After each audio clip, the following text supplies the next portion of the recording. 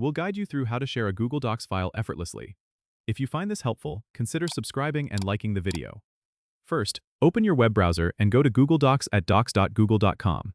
Once you're logged in and can see your list of documents, choose the file you want to share by clicking on it. With the document open, look towards the top right corner of the screen. You'll notice a large blue button labeled Share. Go ahead and click on that. A pop-up window will appear, displaying sharing options.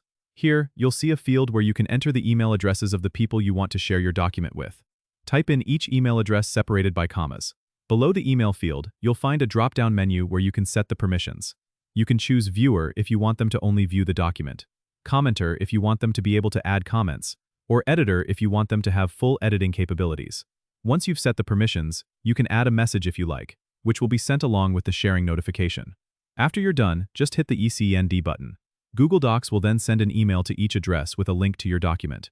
If you want to share your document with a large number of people or make it accessible to anyone with the link, click on COPI link at the bottom of the sharing pop-up. Then, select the permissions level for link sharing, and copy the link to share it via email, chat, or any other platform. And that's it! You've successfully shared your Google Docs file. Don't forget to subscribe and comment if this helped you out.